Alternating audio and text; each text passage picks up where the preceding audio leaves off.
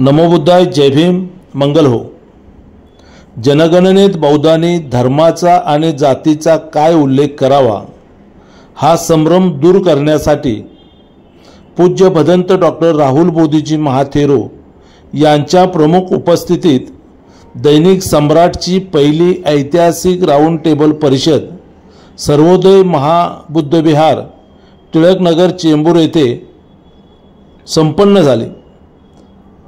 या ऐतिहासिक round table परिषदेला सम्राटच्या संपादिका निलिमाताई बबन कांबळे, कार्यकारी संपादक कुणाल बबन कांबळे, कार्यकारी संचालक कृपाल बबन कांबळे, अनुराधाताई रोकडे, अरविंद निकाळजे, उज्ज्वला दाभोळे, संजय कांबळे, आर.डी. चव्हाण, अच्युत भोईटे यांच्यासह अनेक मान्यवर उपस्थित होते।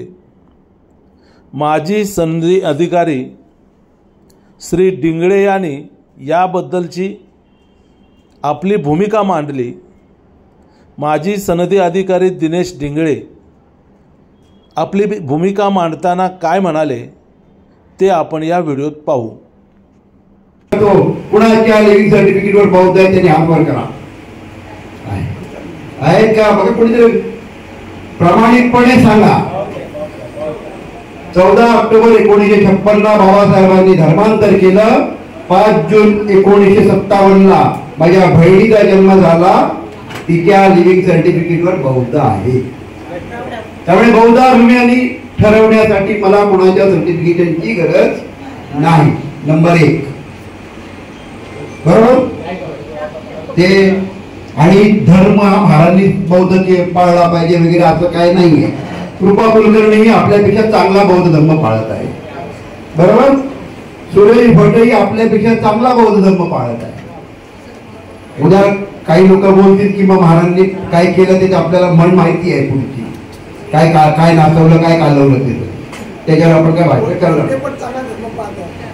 नाही। हे बौद्ध धर्म घेतो त्याच्यावर सगळ्यांवर येतो बघा। 10 ऑगस्ट 1950 ला प्रेसिडेन्शियल ऑर्डर निघालेली आहे, बरोबर आहे। मी आपण फॅक्ट्सवरच बोलायचंय फक्त, कारण काय झालं मला यांनी काय पेपर आणण्याची जरा थोडं कम्युनिकेशन गॅप मी आणू शकलो, पण यांनी सगळे आणले त्यामुळे मला पुरेसे।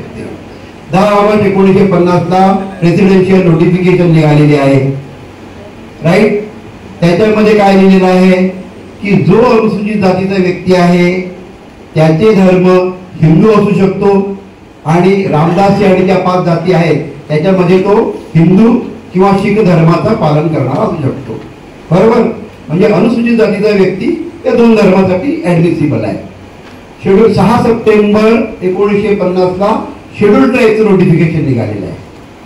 6 सप्टेंबर 1950 ला शेड्यूल ट्राईबचं नोटिफिकेशन निघालेलं आहे। त्याच्यामध्ये शेड्यूल ट्राईबसाठी धर्माचं बंधन नाही। काय धर्माचं बंधन नाही। शेड्यूल ट्राईब व्यक्ती मुस्लिम असू शकतो, ख्रिश्चन असू शकतो, हिंदू असू शकतो किंवा अन्य कुठल्याही धर्माचा असू शकतो। म्हणजे धर्माचं बंधन कोणासाठी आहे? अनुसूचित जातीसाठी आहे, बरोबर।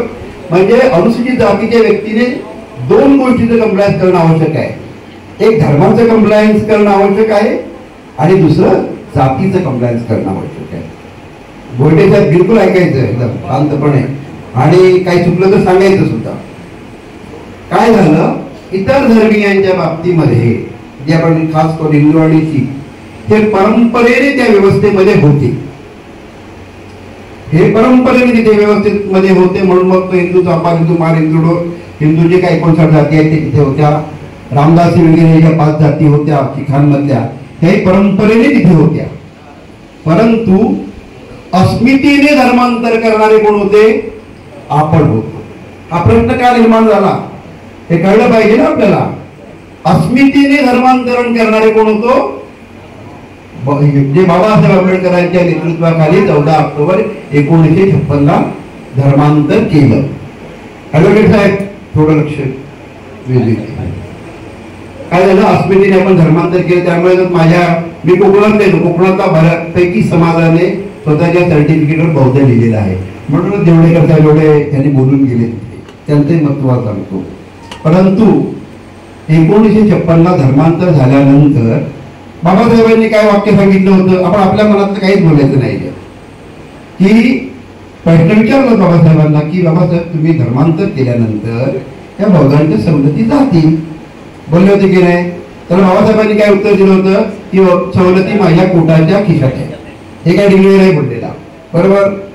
म्हणजे बाबासाहेबांना धर्मांतरानंतर सुद्धा या समाजाच्या सामाजिक आणि आर्थिक विकासासाठी सवलती घेणं अपेक्षित होतं, असा मी अर्थ काढतो.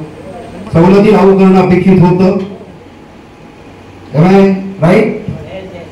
1958 ला आपण पहिल्यांदा ओबीसी मध्ये होतो. माझ्याकडे डेट वाईज पण आहे, परंतु थोडासा कालावधी कमी आहे म्हणून मी तुम्हाला बोलत नाही, otherwise I can give you good lecture. मग 58 ला आपण ओबीसी मध्ये होतो. त्याच कालखंडामध्ये भाषावार प्रांतरचना आणि राज्य पुनर्रचनेची प्रक्रिया चालू होती आणि 1 मे 1960 ला महाराष्ट्र राज्याची स्थापना झाली. त्या महाराष्ट्र राज्याच्या स्थापनेच्या वेळी तत्कालीन जे आपले राज्याचे नेतृत्व होतं, आपलं नाही राज्याचं जे नेतृत्व होतं, मुख्यमंत्री असतील, यांनी केलेल्या भाषणामध्ये त्यांनी सांगितलं की माझं राज्य कसं बनलं. माझं राज्य निजामाच्या राजवटीतल्या मराठवाड्याने बनलेलं आहे, सीपीआय बेळगाव मधल्या नागपूरचा प्रदेश माझ्यामध्ये आलेला आहे आणि माझ्याच या राज्यामध्ये एक घटक असा आहे की ज्याने या व्यवस्थेला, जाती व्यवस्थेला कंटाळून जाती व्यवस्थेच्या ह्याच्यामुळे धर्मांतरण केलेलं आहे. पण धर्मांतरण केलं म्हणजे त्याची आर्थिक आणि सामाजिक परिस्थिती बदलली असं होत नाही. म्हणून 1960 ला धर्मांतरित बौद्धांना अनुसूचित जातीच्या सवलती देण्याचा वापर इथे पहिल्यांदा झाला. त्याच्यानंतर 1 ऑक्टोबर 1962 ला आपण आपल्याला सवलती कुठे लागू झाल्या, फॉर्मॅट काय केला, खूप मला आरोपीच्या पिंजऱ्यात फॉर उभं करण्याचा प्रयत्न झाला. इथं काय झालं की इतरांना परंपरेने जाती मिळालेल्या होत्या म्हणून त्यांना त्या सर्टिफिकेटच्या मध्ये धर्म आहे का जात आहे याचं काही फारसं पडलेलं नव्हतं. बोलते साहेब, बरोबर आहे ना? पण हा 14 ऑक्टोबर 1956 धर्मांतरण हे जगामध्ये ऐतिहासिक होतं की एकाच वेळेस 5 लाख लोकांनी एक धर्म परिवर्तन करणं आणि तेही अस्मितेने केलेलं होतं. म्हणून मग तिथे तो प्रश्न निर्माण झाला. हा प्रश्न निर्माण होण्याचं कारण प्रशासकीय अधिकाऱ्यांनी काय केलं, प्रशासकीय अधिकारी सगळे सांगतात नाही. प्रशासकीय अधिकारी हा तुमचं प्रतिबिंब असतो, तो कुठं आकाशातून पडलेला नसतो, तो मंगळावरच्या ग्रहातून आलेला नसतो. प्रशासकीय अधिकारी हा समाजाचं प्रतिबिंब असतो. समाजाची आकांक्षा काय आहे हे सांगणं त्याचं काम असतं, बरोबर आहे? त्यामुळे मग 1962 ला आपला पहिला आपला फॉर्मॅट तयार झाला. डिग्री नाही तयार केले, 1962 ला माझा जन्म पण नव्हता. तो काय सांगतो तुमचा, वाचायला मला खूप वेळ गेला तर भरपूर आहे, परंतु त्याच्यामध्ये त्यांनी काय लिहिलेलं आहे की नवबौद्धांना शेड्यूल कास्टच्या सवलती मिळतील. 1962 महाराष्ट्र शासन घ्या, कारण केंद्र सरकारकडे आपलं काही केलं नाही. 1956 ला धर्मांतर झालं, मॅटर तिकडे त्यांनी हिंदूशी बात खतम. 1960 ला महाराष्ट्राची स्थापना, आपला प्रश्न आहे रेडीवर. मग त्यांनी 1962 ला जे सर्क्युलर काढलेलं आहे पहिल्यांदा, त्याच्यामध्ये काय आलेलं आहे की the certificate should show that the person claiming to be Navabauddha originally belonged to a community listed as scheduled caste in the state. The actual community to be mentioned in the certificate subsequently embraced Buddhism. म्हणजे त्यांनी काय सांगितलं की त्याची caste आली पाहिजे आणि subsequently तो बुद्धिझमचं पालन करताय हे पण आलं पाहिजे. कारण सर्टिफिकेट बौद्धांसाठी 2 अटींची पूर्तता करणं आवश्यक आहे, अनुसूचित जातीसाठी 2 अटींची पूर्तता करणं आवश्यक आहे, नुसतं जातीची पूर्तता करणं आवश्यक नाही, धर्माची पण पूर्तता करणं आवश्यक आहे. म्हणूनच तर आपल्या सवलती गेल्या, आपल्या त्या जनगणनेमध्ये आपली संख्या कमी झाली, कारण आपण बौद्ध झालो. केंद्र सरकारचं जे काय सांगतो, फक्त हिंदू शीख पाहिजे, तू कुठला धर्म पालन करतो? बौद्ध. बरोबर, थोडं नीट समजून घ्या ह्याच्यामध्ये काय झालंय ते. नुसतं फक्त डिंगळे बसले आणि मग असं झालं तसं होत नसतं. डेट घेतो तुम्हाला 1 ऑक्टोबर 62 नाही असं त्याच्यानंतर शेड्यूल कास्ट सर्टिफिकेट आहे लिस्ट आहे की ओबीसीची आहे आणि ओबीसीच्या जीआर मध्ये अनुसूचित मला पूर्ण बोलू द्या. ऐका ना, ओबीसीच्या जीआर मध्ये जीआर ओबीसीचा तिथे बौद्ध धर्मांचा ऐका ना no this is not the कॉन्फरन्सचा जो प्रोटोकॉल असतो तो तसा नसतो. मी जे सांगतो प्रशासकीय अधिकारी म्हणून म्हणून आरोपीच्या बिंदूवर केलं मग जिथे काय लिहिलंय तेवढं मी सांगणार ना तुम्हाला. मी मनातलं काही सांगण्यासाठी बसलोच नाही बरोबर. ऐका ना, सांगतो ना तुम्हाला. मग 1956 ते 1990 हा आरक्षण टाकलं गेलं होतं. मग आपल्याला फक्त महाराष्ट्राच्या पेरीफेरीमध्ये आरक्षण मिळालं. तेही कसं ते पण सांगतो. महाराष्ट्र राज्याच्या स्थापनेनंतर 1961 मध्ये बीडी देशमुख कमिटी निवडण्यात आली. त्या कमिटीमध्ये R.D. भंडारे साहेब होते आणि मग R.D. भंडारेचा एक अख्खा चॅप्टर आहे त्याच्यामध्ये की अनुसूचित जातीची आर्थिक परिस्थिती काय आहे ती. आणि 9 एप्रिल 1965 जो GR निघाला त्याच्यामध्ये उल्लेख आहे ज्याच्यामध्ये आरक्षणाची टक्केवारी निश्चित करण्यात आली. ज्याच्यामध्ये 13% अनुसूचित जाती व अनुसूचित जातीचे धर्मांतरित बौद्ध ही एंट्री आहे. 9 एप्रिल 65 GR आहे. हा अशा पद्धत ऐका ना अशा जनगणनेवर काही इफेक्ट सांगितलं ना की बौद्ध नसल्यामुळे त्याच्यामध्ये तो इफेक्ट झाला. मला कसं क्रमवर सांगितलं पाहिजे ना. तुम्ही ज्यावेळेस आरोप केल्यानंतर मला असं पळून जाता येत नाही ना.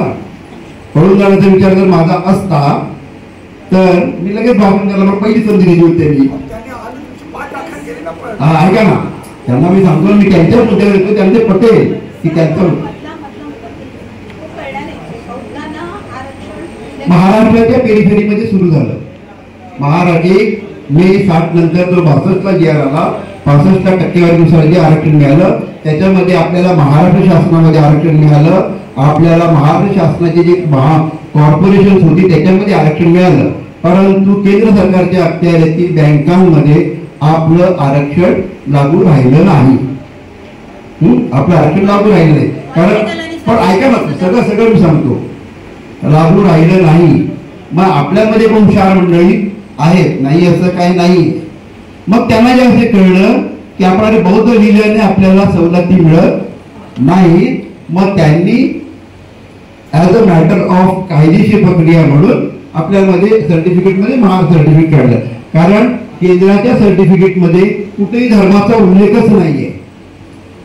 खऱ्या अर्थानं अनुसूचित जातीचं सर्टिफिकेट देताना 2 गोष्टीचं कंप्लायन्स होतं की नाही बघणं आवश्यक आहे.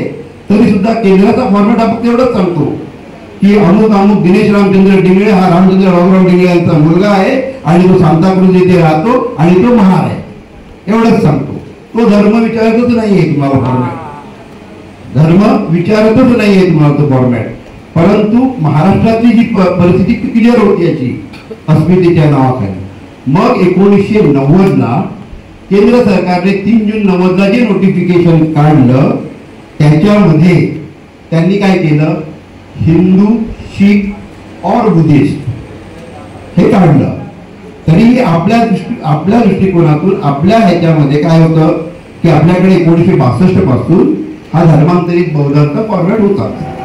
त्यामुळे आपल्यावर हजारो परंपरेने चालू असतं त्याप्रमाणे आपल्यावर ते बाबा अनुसूचित जातीला या फॉर्मॅटमध्ये सर्टिफिकेट मिळते. पण माझं स्वतः सर्टिफिकेट 1987 आहे ज्याच्यामध्ये आहे दिनेश रामचंद्र डिंगळे हा रामचंद्र बाबूराव डिंगळे यांचा मुलगा आहे आणि हा बौद्ध धर्माचं पालन करणार असून धर्मांतरापूर्वीची याची जात ही महार आहे. माझ्या हातात महार लिहिलेला आहे. नंतर तो सबसिक्वेंटली नंबर आला. मग 90ला अमेंडमेंट धर्माची झाली की धर्म चालेल धर्म किती पाहिजे हिंदू शीख आणि बौद्ध. पण त्याच्यानुसार फॉर्मॅट तयार करावा अशी एक आपली मागणी होती. हा ती मागणी तिथे कुठेही ऍक्सेप्ट झालेली नाही. तत्कालीन जे शासन होतं आता आठवले साहेब त्यावेळेस मंत्री महाराष्ट्राचे होते. मग त्यांना तिथल्या केंद्राच्या कळवण्यात आलं की बाबा तुमचं घटना दुरुस्ती झालेली आहे आणि परंतु फॉर्मॅट मात्र हिंदू आणि शीख यांना जो आहे तोच तुम्हाला पण लागू राहील, तुम्हाला पण तो लागू राहील. म्हणजे काय की तुम्ही धर्मपालन करा, बौद्ध धर्मपालन तुम्ही करा होतं का धर्म लिहिण्याचा काय प्रश्नच येत नाही तिथं. करा धर्मपालन करा तुम्ही बौद्ध म्हणून, पण सर्टिफिकेट मात्र तुम्हाला घेताना जातीच्या उल्लेखाने घ्यावं लागेल. ते पूर्वाश्रमी आश्रमी प्रश्रमी आपलं काही नाही त्याच्यामध्ये हे नाहीये काय आपलं नाहीये, बरोबर आहे की. परंतु आपल्याकडे महाराष्ट्रामध्ये 1962 पासून अशा प्रकारचे फॉर्मॅट्स अस्तित्वात होते, बरोबर आहे. कारण का ते अस्मिता म्हणा, त्याच्यानंतर आपलं आंदोलन म्हणा, कारण कुठल्याही गोष्टीमध्ये जरी बौद्धांना सवलत केंद्रामध्ये नव्हती तरीही कुठलाही आरक्षणाचा प्रश्न आला का हा आपला चालला. अरे बाबा तू का निघाला नाही आरक्षणाचा प्रश्न, मग तुला कुठं आरक्षण आहे त्याच्यात, तर तू आपला पुढंच. बाकीच्यांनी काढून ठेवले सर्टिफिकेट, पण तुला जर नाहीच आहे तरी तुझ्या बाया पुढंच आपला सारखाच तू आपला असं करायला लागला. ही आहे खरी परिस्थिती. सगळं समजून घ्या नीट. अर्धा ह्यानी जाऊ नका पुढे, कळलं की नाही. सगळ्यांनी सर्टिफिकेट काढून घेतली, पण बौद्ध आहे अरे आरक्षणाचं. अरे बाबा तुझं कुठं आहे त्याच्यात काय आहे का नाही. 56 ते 90 नव्हतंच, 90ला घटना दुरुस्ती झाली, नंतर फॉर्मॅट चेंज झाला नाही म्हणून ते परत तुला केंद्रात सवलत मिळायला अडचण निर्माण झाली.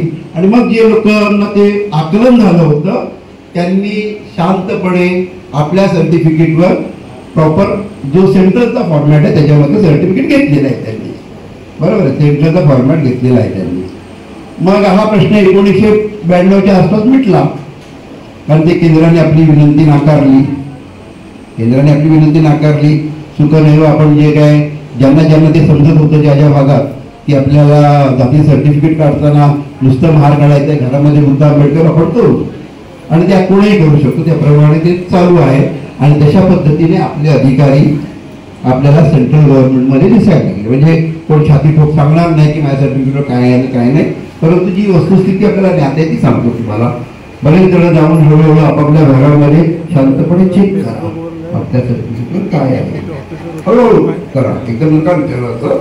कारण वर्षा वाचल्याने जात असतो बऱ्याच लोकांच्या, मग विदर्भापासून चांद्यापासून बांद्यापर्यंत जात असतो. मग मी हळूच विचारतो, एकदम जास्त बोलायला सर्टिफिकेटवर काय आहे, मग तो बोलतो नंतर बोलतो. मग आपल्याला हे स्वस्त बसू देत नाही. आठवले साहेब तेव्हाही होते आणि आठवले साहेबांची संगत नेहमी साथ असते आपल्याला. त्यामुळे मी 15 साली सामाजिक न्याय विभागाला होतो, त्याच्यापूर्वी मी नव्हतो. सामाजिक न्याय विभागाला 15 साली आलो, त्याच्यापूर्वी मी सामाजिक न्याय विभागामध्ये नव्हतो. आल्याबरोबर आठवले साहेब 16ला मंत्री झाले. आम्ही 16ला पुन्हा आमचं परत ते आपल्याला स्वस्त बसू देत नाही ना. मी जरी इतरांना काही बोलतो आपल्या चालूच असतात. बोलू साहेब ते बौद्धांच्या सवलतीचं काय, पहिलंच बौद्धांच्या सवलतीचं काय. आठवले साहेब बोलले या. आठवले त्यांना आम्ही सांगितलं की मॅडम तिथे मॅडम होते त्या सेक्रेटरी की गेहलोत साहेब होते वगैरे, त्यांनी सगळं बसवलं चहा सगळं बोलो फॉर्मेट में क्यों चेंज चाहिए, ये इनको प्रॉब्लम नहीं तुमको ही खाली इनको प्रॉब्लम है. बोलो नहीं मैडम हमारा प्रॉब्लम ऐसा है कि आपका फॉर्मेट खाली कास्ट बता रहा है, लेकिन अगर शेड्यूल कास्ट का अगर आप विचार करते हो तो कास्ट के साथ साथ धर्म भी उधर है. बघा भंगी समाज हा सगळ्यात टॉलरंट क्लास आहे, पण त्याच्यामधल्या काही लोकांनी मुस्लिम धर्म स्वीकारलेला आहे. त्या एका बाबीमुळे त्यांना अनुसूचित जातीच्या सवलती मिळत नाही. इनफॅक्ट बघायला गेलं तर तो मुस्लिम पिरियड पालन करतो, त्यांनी जाऊन सर्टिफिकेट हातात काढलं, पण सर्टिफिकेटवर तर काही ते म्हणत नाहीये धर्म कुठला लिहिले, धर्म काय लिहि म्हणून, बरोबर आहे की नाही. परंतु ते डिप्राइव्ड आहे आपल्यापेक्षा डॉक्टर असून सुद्धा, कळलं की नाही. मग आम्ही तिकडे प्रयत्न केला, मग 4 वेळा आम्ही तिकडे झडका दिल्या. त्यांनी मग आमचा चेहरा नको म्हणे बघायला त्यांचा, इसको प्रबोधन आहे बोलतो सर. बडोले साहेबांना आणि आठवले साहेबांना माहिती होतं की याला सगळंच माहिती आहे,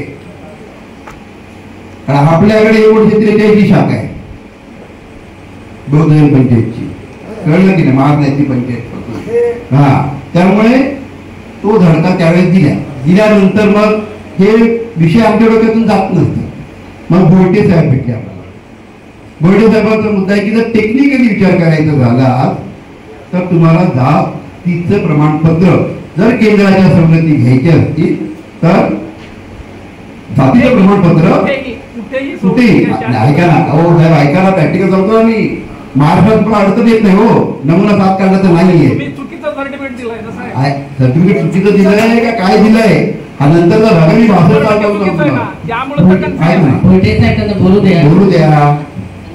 हा, तर सर्टिफिकेट चुकीचं देत असताना पण ऐका ना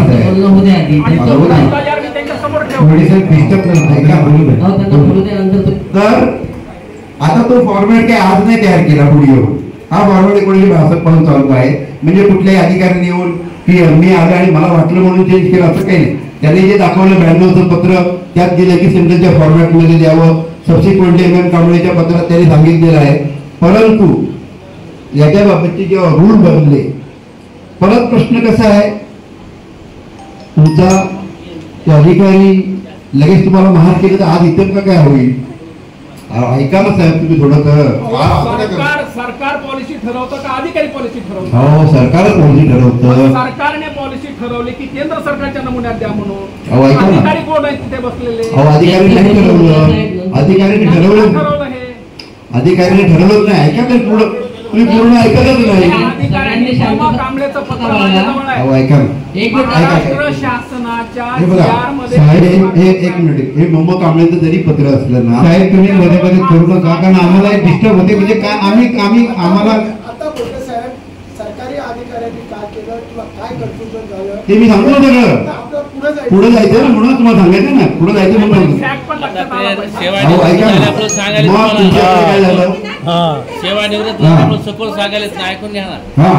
मग 16-17 साली आम्ही तिथे गेलो, सोनवणे साहेब साक्षी आहेत. त्यांनी परत सांगितलं की नाही, फॉर्मॅट तुमचा तसाच राहील, फॉर्मॅट तुमचा तसाच राहील म्हणून सांगितलं. फॉर्मॅट मध्ये काय बदल करताना नाही, प्रयत्न केले होते, प्रयत्न यशस्वी नाही झाले ते, बरोबर आहे. त्यानंतर फॉर्मॅट तयार झाले, त्यांनी कोणते रिजेक्शनचं लेटर पाठवलं. भोयटे साहेब आले. मग भोयटे साहेबांनी ज्यावेळी शाळेचा प्रश्न आणला, शाळेच्या प्रश्नामध्ये ज्यांनी हा इश्यू मांडला होता तसा प्रश्न माझ्या मुलीच्या बाबतीत झाला. मी फॉर्म भरला, रिलीजनमध्ये बौद्ध जातीमध्ये मी डॅश मारून ठेवला होता. आणि मी गेल्याबरोबर तिने कॅटेगरीमध्ये मी SC लिहिलं होतं. ती गेल्यानंतर ती ओळखीची होती माझ्या क्लार्क वगैरे. तिने सांगितलं की नाही आपको हिंदू लिखना पडेगा. हिंदू लिखना पडेगा, हाँ. तो मैं बोलो ऐसा करो, हिंदू मत लिखो, मुस्लिम लिखो. बोले नहीं, मुस्लिम नहीं लिखो. बोले अगर मैं उसका बाप है, मैं बुद्धिस्ट बोल रहा है, तुम नहीं लिख सकते हो, तुम हिंदू लिख सकते हो, तुम किस आधार पर हिंदू लिख सकते हो. तो मैं उसका बाप बोलता हूँ मुस्लिम लिख लो. मुस्लिम लिख ली बोला, नव्हती गडबडली. बोलत तर मला प्रिन्सिपलकडे बोललो, उद्या ख्रिश्चन कम्युनिटीसाठी एखादी सवलत जर घोषित केली शासनाने तर, आणि शासनाने त्यासाठी एखादा फॉर्मॅट विहित केला तर त्या फॉर्मॅटमध्ये तो सर्टिफिकेट आणत नाही तोपर्यंत त्याला त्या ख्रिश्चनिटीच्या सवलती मिळणार नाही. याचा अर्थ त्याला ख्रिश्चन धर्मपालनापासून पुढे रोखू शकतं का, नाही रोखू शकत. तसं मी बौद्ध म्हणून माझं सर्वे देतोय माझ्या मुलीला, जोपर्यंत मी सर्टिफिकेट नाही आणणार तोपर्यंत मी माझ्या मुलीला कोणत्याही सवलती दिल्या नाही पाहिजे. हे झालं. मग इथे तो प्रश्न कसा मिटला. त्यानंतर ते काय होत नव्हतं. मग आम्ही भोयटे साहेबांनी जसं आलं त्यावेळेस मी होतो, त्यावेळेस तागडे साहेब होते. आणि मग आम्ही त्यांना सांगितलं की शाळेत घालताना मुलाच्या बाबतीमध्ये, मुलगा तर अज्ञान असतो, मुलगा म्हणजे जे काय अज्ञान असते, मुलाचे पालक जो धर्म सांगतील तो धर्म आणि जो जात सांगतील ती जात त्यांनी त्याच्यामध्ये घेतली पाहिजे. आणि त्याप्रमाणे ते परिपत्रक निघालेलं आहे, म्हणजे जे पत्र आहे ते निघालेलं आहे.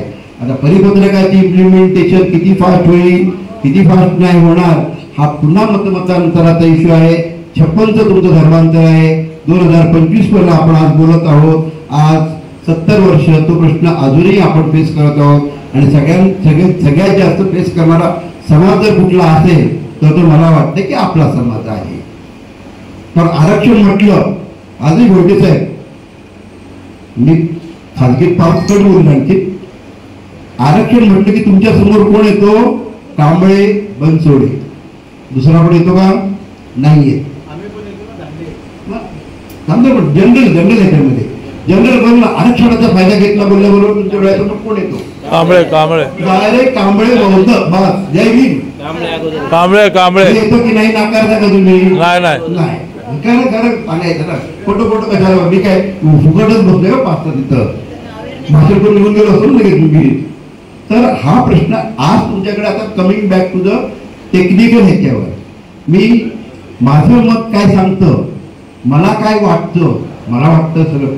परंतु तुमच्याकडे जी व्यवस्था आहे त्या व्यवस्थेत जर तुम्हाला सवलत मिळवायची असेल तर तुम्हाला धर्माच्या कॉलममध्ये धर्म लिहावा लागतो, जातीच्या कॉलममध्ये जात लिहावी लागते, कॅटेगरीच्या कॉलममध्ये कॅटेगरी लिहावी लागते, आणि भाषेच्या कॉलममध्ये तुम्हाला तुमची भाषा लिहावी लागते. आणि हे जे रेकॉर्ड आहे हे कुठे कागदोपत्री तपासून तयार केलं जात नाही. ह्याच्यावरून तुमचा कुटुंब प्रमुख जी माहिती देतो त्या आधारे ते रेकॉर्ड तयार होतं. म्हणून मला वाटतं एखाद्या कुठल्या तरी वक्त्याने भाषा पण सांगितली होती, पाली भाषा लिहा, तर तुम्ही पंचशीलची श्रम तुम्हाला येतात पाली भाषा लिहा. त्यामुळे यांनी ज्याप्रमाणे सांगितलं. आणि दुसरी गोष्ट, बौद्धांना म्हणजे महाराष्ट्रातल्या बौद्धांना सोडून साहेब तुमची चळवळ तुम्ही जी सांगता ना, त्या बाबतीमध्ये 1990ला बौद्धांची अमेंडमेंट झाल्यानंतर उत्तर प्रदेश मधल्या बौद्धाला कुठेही अडचण, चांभार व्यक्तीला कुठेही अडचण नव्हती. बौद्ध धर्म लिहावं, चांभार जात लिहावी, आजही ती अडचण नाहीये कुठेही. हा प्रश्न फक्त महाराष्ट्रापुरता आहे.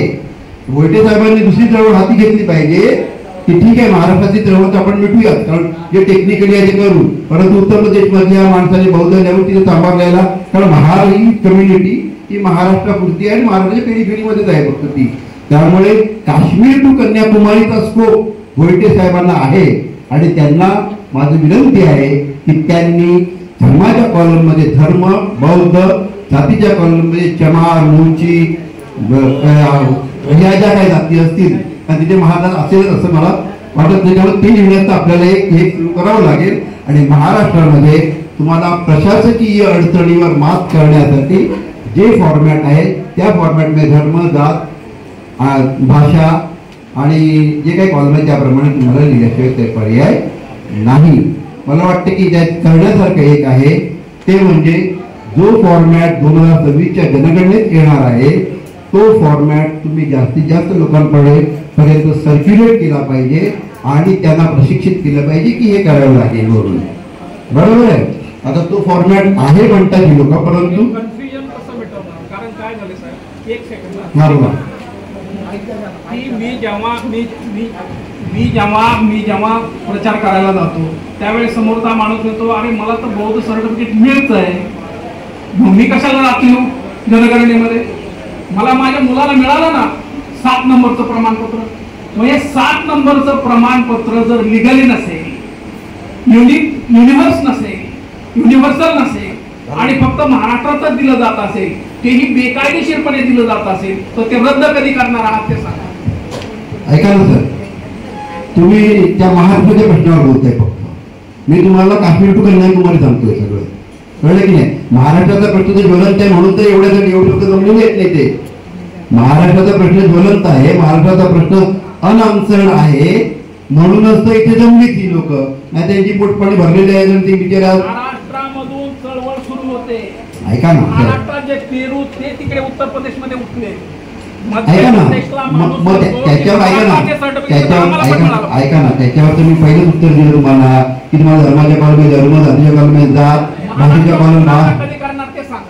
तर ऐका ना, मी सुधारणा करण्यासाठी तर माझा जो प्रयत्न होता, आता मी निवृत्त अधिकारी आहे तुमच्या सरकार, कळलं की नाही? त्यामुळे महाराष्ट्र कधी सुधारणा करणार हा प्रश्न तुम्ही मला नाही विचारू शकत ना, ते बरोबर आहे की नाही? ह्याच्यासाठी तुम्ही आणि मी लढलं पाहिजे या सगळ्यांना घेऊन, बरोबर? आणि ते जे म्हटले ना आपल्याला बौद्ध लिहिण्याचं दाखला मिळाला पाहिजे, त्याच्यासाठी सुद्धा प्रयत्न केले पाहिजे. नुसतं इथं बोलून प्रशासकीय अधिकाऱ्यांनी काय केलं असं म्हणून होत नाही.